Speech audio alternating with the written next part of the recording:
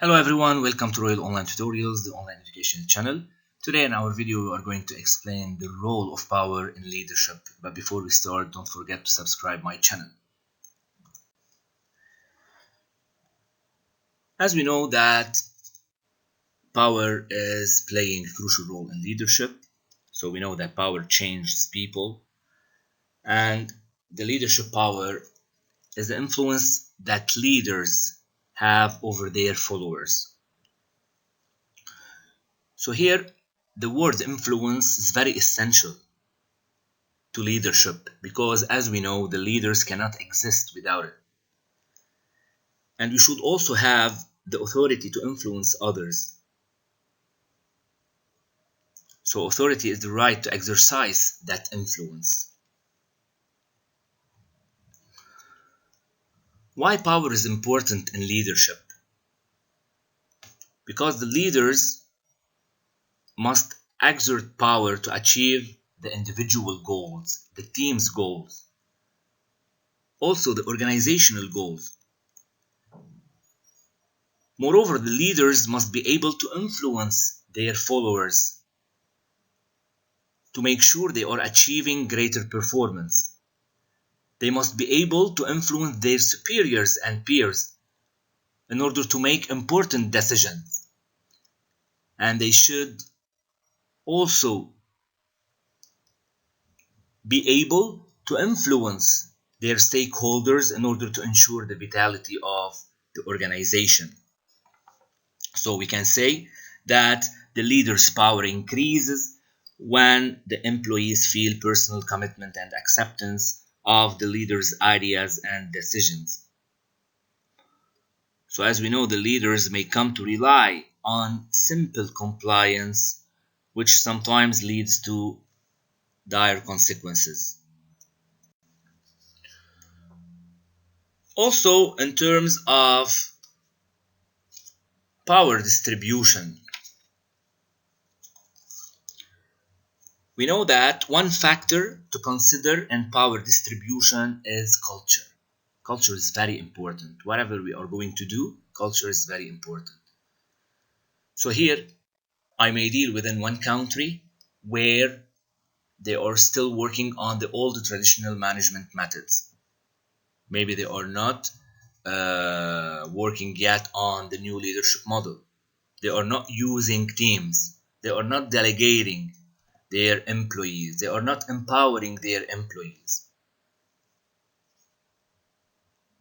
So here, adopting the new culture is very important.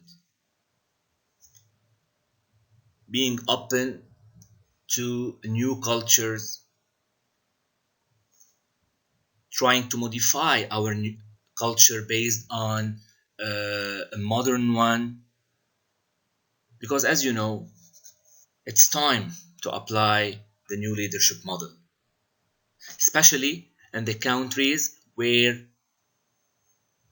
they are still focusing on the old traditional management methods, like treating the employees like I'm the boss, I'm the manager, and you are only workers and employees, which is totally bad, which is killing the employees and demotivating them. We should start adopting like the new way of working, applying teamwork, working as teams, building trust with each other, increasing the level of commitment, the level of communication and cooperation between the team members. Also, the leader should delegate their employees. And here we mean by delegation is the shifting of authority and responsibilities for particular functions, tasks, or decisions from one person to the other. So here it's very important that the leader will be assigning tasks to employees. This may increase the responsibility of the employees. They will be practicing how to accomplish this task, how to work on this task. This may give them a high level of motivation in order to be more involved in the process, more engaged, more committed to the work.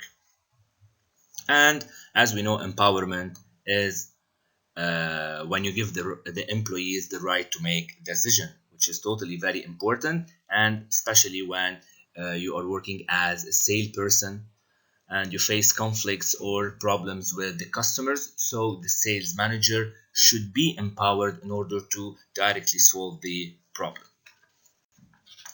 If we need to move to the types of leadership power, here we can see that the first type of leadership power is legitimate power.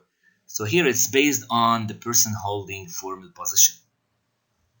So the others comply because they accept the legitimacy of the position of the power holder. So here, based on my position, I will have the power. The reward power, it's based on the person's access to rewards. So here the others comply because they want the rewards the power holder can offer. The coercive power, it's based on the person's ability to punish. So here the others comply because they fear the punishment.